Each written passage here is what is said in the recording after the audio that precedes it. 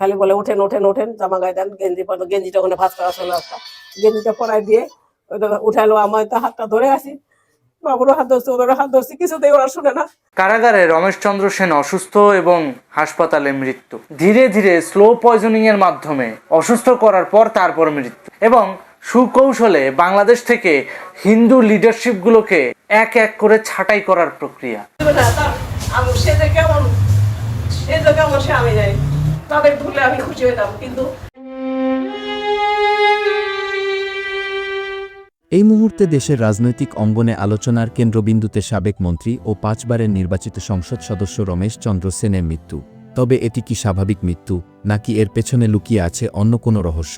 বিভিন্ন বিশ্লেষক দাবি করছেন রমেশ চন্দ্র সেনের মৃত্যু স্বাভাবিক নয়, বরং তাকে কারাগারের ভেতরে ধীরে ধীরে বিষ প্রয়োগ অর্থাৎ স্লো পয়জনিংয়ের মাধ্যমে হত্যা করা হয়েছে। যদিও এই অভিযোগের বিষয়ে এখনও আনুষ্ঠানিকভাবে কোনো নিশ্চিত তথ্য পাওয়া যায়নি, তবুও বিষয়টি ঘিরে জনমনে তৈরি হয়েছে ব্যাপক কৌতূহল ও আলোচনা। ঠাকুরগাঁও 1 আসনের 5 বারের নির্বাচিত এই জনপ্রিয় রাজনীতিকের মৃত্যুতে এলাকায় নেমে এসেছে শোকের ছায়া। পরিবার পরিজন, আত্মীয় স্বজন এবং সমর্থকদের কান্নায় ভারী হয়ে উঠেছে পরিবেশ। এদিকে রমেশ চন্দ্র সেনের শেষকৃত্যে উপস্থিত হয়ে রাজনৈতিক অঙ্গনে নতুন করে আলোচনায় পড়েছেন বিএনপির মহাসচিব মির্জা ফখরুল ইসলাম আলমগীর। ঘটনাটিকে কেন্দ্র করে রাজনৈতিক মহলেও শুরু হয়েছে নানা ধরনের জল্পনা কল্পনা। তাহলে আসলে কি ঘটেছিল কারাগারের ভেতরে? রমেশ চন্দ্র সেনের মৃত্যুর আড়ালে কি সত্যিই কোনো রহস্য লুকিয়ে আছে? বিস্তারিত জানতে এখনই আমাদের চ্যানেলটি সাবস্ক্রাইব করুন এবং সম্পূর্ণ ভিডিওটি দেখতে থাকুন। কারাগারে রমেশ চন্দ্র সেন অসুস্থ এবং হাসপাতালে মৃত্যু। ধীরে ধীরে স্লো পয়জনিং এর মাধ্যমে অসুস্থ করার পর তারপর মৃত্যু, এবং সুকৌশলে বাংলাদেশ থেকে হিন্দু লিডারশিপ গুলোকে এক এক করে ছাঁটাই করার প্রক্রিয়া। অর্থাৎ বাংলাদেশে হিন্দু লিডারশিপ খুব একটা বেশি উঠতে দেওয়া যাবে না, যেগুলোও আছে জনপ্রিয় আছে, ভবিষ্যতে সেগুলোও যেন দাঁড়াতে না পারে। এটার জন্য হয় তাদেরকে অসুস্থ করে বিছানায় ফেলায় রাখো, আদারওয়াইজ হিন্দু নেতৃত্ব খতম করে দাও। সেটাই হচ্ছে। দীর্ঘদিন কারাগারে অসুস্থ অবস্থায় রমেশ চন্দ্র সেন ছিল, কিন্তু কারা কর্তৃপক্ষ কি ব্যবস্থা নিয়েছে?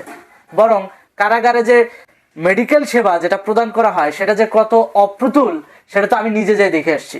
মির্জা ফখরুল ইসলাম আলমগীর কিছুক্ষণ আগে রমেশ চন্দ্র সেনের মৃত্যুতে শোক বার্তা দিয়েছেন, কিন্তু মনে মনে তিনি ঠিকই ভেবেছেন পথের কাঁটা সরে গেছে।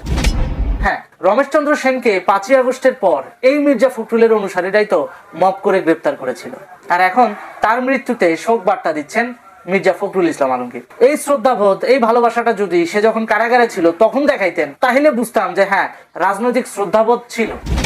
বঙ্গবন্ধুর আমলেও তো অনেকে জেলে গেছে, তাদেরকে ভালো রাখার দায়িত্ব বঙ্গবন্ধুর ছিল, এবং সে কিন্তু কারাগারকে সেভাবেই পরিচালনা করেছেন যাতে কারাগারে কেউ অসুস্থ অবহেলায় দিন পার না করে। কিন্তু এখন এই সময়ে রাজনৈতিক শ্রদ্ধাবোধ শুধুমাত্র সম্প্রীতির মোড়কে খাতার কলমে। কেন বললাম রাজনৈতিক শ্রদ্ধাবোধ সম্প্রীতির মোড়কে খাতার কলমে? কারণ মারা গেলে ঠিকই বিবৃতি দিতে পারতেছে বাংলাদেশের রাজনৈতিক দল বিএনপির মহাসচিব মির্জা ফখরুল ইসলাম আলমগীর যে রমেশ চন্দ্র সেন মারা গেছে, তার প্রতি শ্রদ্ধা তিনি ঠিকই জানাতে পারতেছে।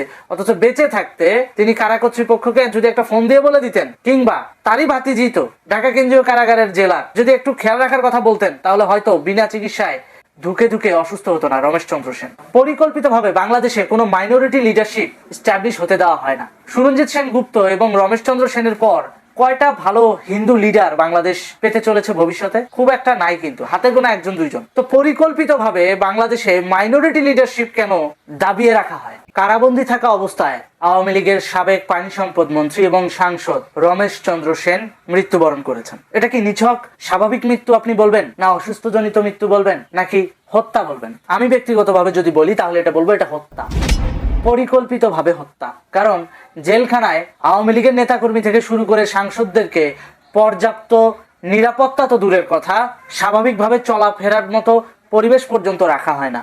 সেখানে চিকিৎসা অনেক দূরের ব্যাপার। কারাগারে অসুস্থ হলে বার বলার পরেও শুধুমাত্র ফার্স্ট এইড কিছু মেডিসিন দিয়ে সেটাকে ধামাচাপা দিয়ে রাখা হয়। দীর্ঘদিন ধরে কারাগারে অসুস্থ সাবেক পানি সম্পদ মন্ত্রী রমেশ চন্দ্র সেন কারা কর্তৃপক্ষ কোনো তোয়াক্কা করে নাই, কোনো গুরুত্ব নাই। বাংলাদেশে মানুষটা যদি মানুষের সেবা করে সারা জীবন পার করে দিয়ে শেষ বয়সে এসে কারাগারে ধুকে ধুকে মারা যাওয়ার মতো করুণ পরিণতি বরণ করে নিয়ে পৃথিবী ছেড়ে বিদায় হতে হয়, তাহলে তো ভবিষ্যতে বাংলাদেশে কোনো নেতা জন্মাবে না, কেউ কাউকে সহযোগিতা করবে না, কেউ কারো পাশে দাঁড়াবে না, কেউ জনগণকে নিয়ে ভাববে না। আর আমাদের দেশের জনগণ জিম্মি হয়ে থাকবে একটা আন্তর্জাতিক গোষ্ঠীর কাছে সেলফ কামলা হিসেবে। এই যদি হয় পরিস্থিতি, তাহলে ভবিষ্যতে আমি বলে রাখলাম, আপনারা লিখে রাখেন, নেতা জন্মাবে না, জন্মাবে দুর্নীতিবাজ। বাংলাদেশে সেটা প্রজন্মগতভাবে চাষ হবে, প্রজন্ম থেকে প্রজন্ম। কারাগারে রমেশ চন্দ্র সেন অসুস্থ হয়েছেন। কারা কর্তৃপক্ষ কতটা তাগিদ দিয়েছেন জানি না, তবে হাসপাতালে আনার পর তিনি মৃত্যুবরণ করেছেন। কিন্তু হাসপাতালে তিনি কিভাবে ছিলেন? তাকে তো ফেলে রাখা হয়েছিল চিকিৎসার নাম করে। একজন প্রিজনার মরলে মাত্র 2 টাকার একটা কাগজ খরচ হবে। জেল কর্তৃপক্ষের এই চিন্তা ভাবনা থেকে বেরিয়ে আসা উচিত। 5ই আগস্টের পর যখন সরকার পতন হলো, শেখ হাসিনা যখন দেশ ছাড়লেন, তারপর বিএনপি জামাতের নেতাকর্মীরা কিন্তু রমেশ চন্দ্র সেনের সঙ্গে দুর্ব্যবহার করে নাই। শুধুমাত্র একজন ব্যক্তি, যে কিনা বিএনপির মহাসচিবের দায়িত্ব পালন করছেন, এই ব্যক্তি নির্বাচনে বারবার হেরে যাওয়ার প্রতিশোধ নিতেই এই রমেশ চন্দ্র সেনকে গ্রেফতার করিয়েছেন। স্থানীয় বিএনপির নেতাকর্মীরা কিন্তু রমেশ চন্দ্র সেনকে একটা ফুলের টোকাও দেয় নাই। কিন্তু রাজধানীতে যখন রমেশ চন্দ্র সেন অবস্থান করছিলেন, তখন তাকে মব করে বিএনপির অনেক নেতাকর্মী প্ল্যান করে তাকে অ্যারেস্ট করিয়েছে। বিএনপির তৃণমূলের নেতাকর্মীরা অনেক ভালো এবং মানবিক হলেও উচ্চ পদস্থ নেতাকর্মীরা নিজেদের পথের কাঁটা সরানোর জন্য আওয়ামী লীগের নেতাকর্মীদের উপর যে পরিমাণ মব ভায়োলেন্স করেছেন 5 আগস্টের পর থেকে আজ অব্দি, ভবিষ্যতে এটার কড়াই গন্ডায় হিসাব নেওয়া হবে। আমরা তার বিদেহী আত্মার মাগফিরাত কামনা করছি। শোক সন্তপ্ত পরিবারের জন্য আমরা দোয়া করছি। মহান সৃষ্টিকর্তা তাদেরকে ধৈর্য ধারণ করার তৌফিক দান করুন। আমি প্রথমে যেটি বিষয় বলতে চাই, আসলে ঠাকুরগাঁর একজন বর্ষিয়ান রাজনীতিবিদ, ঠাকুরগাঁ 1 আসনের সাবেক এমপি, সাবেক তিনি মন্ত্রীও ছিলেন, অত্যন্ত জনপ্রিয় একজন ব্যক্তি। ঠাকুরগাঁর আপামর জনতার অত্যন্ত প্রিয়। তিনি আজকের সকাল আনুমানিক 10টার দিকে তিনি মৃত্যুবরণ করেন। আসলে এই ধরনের একজন রাজনীতিবিদ চলে যাওয়া মানে হলো ঠাকুরগাঁর একটা বড় সম্পদকে হারানো। রাজনীতি জায়গায়, বাট ব্যক্তি হিসেবে উনি অত্যন্ত ভালো মনের, সাদা মনের একজন মানুষ ছিলেন। খুবই সাদামাটা মনের মানুষ ছিলেন তিনি। সবার সাথে খুবই খোলামেলা মিশতেন, খোলামেলা কথা বলতেন, এবং তার সবচেয়ে ভালো দিক হলো তিনি মানে একটা গ্রাম্য ভাষায় সবার সাথে কথা বলতেন, যাতে করে মানুষ হৃদয় থেকে এটাকে গ্রহণ করতেন। এটা ছিল তার একটা বিশেষ বৈশিষ্ট্য তার জীবনের। আমি যেটা মনে করি যে ঠাকুরগাঁর রাজনীতির ঊর্ধ্বে সবার একজন প্রিয় ব্যক্তি ছিলেন, প্রিয় একজন রাজনীতিবিদ, বর্ষিয়ান রাজনীতিবিদ। দীর্ঘ সময় তিনি রাজনীতিতে সময় দিয়েছেন, এমপি ছিলেন, কয়েকবার মন্ত্রীও ছিলেন। আমরা সবাই তার জন্য দোয়া করি, মহান সৃষ্টিকর্তা যেন তার বিদেহী আত্মার মাগফিরাত করেন। তো প্রিয় দর্শক, ঠাকুরগাঁও 1 আসনের 5 বারের সংসদ সদস্য ও আওয়ামী লীগ আমলের প্রাণী সম্পদ মন্ত্রী বাবু রমেশ চন্দ্র সেনের মৃত্যুর বিষয়টি নিয়ে বিশ্লেষকদের এমন মতামত আপনাদের কাছে কেমন লেগেছে? এ বিষয়টি নিয়ে অবশ্যই আপনাদের মতামত আমাদের কমেন্ট বক্সে কমেন্ট করে জানাতে ভুলবেন না।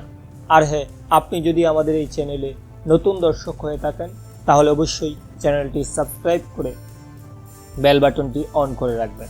আজকের মতো এখানে বিদায় নিচ্ছি। দেখা হচ্ছে পরবর্তী কোনো একটি ভিডিওতে। ভালো থাকবেন সবাই। ধন্যবাদ সবাইকে।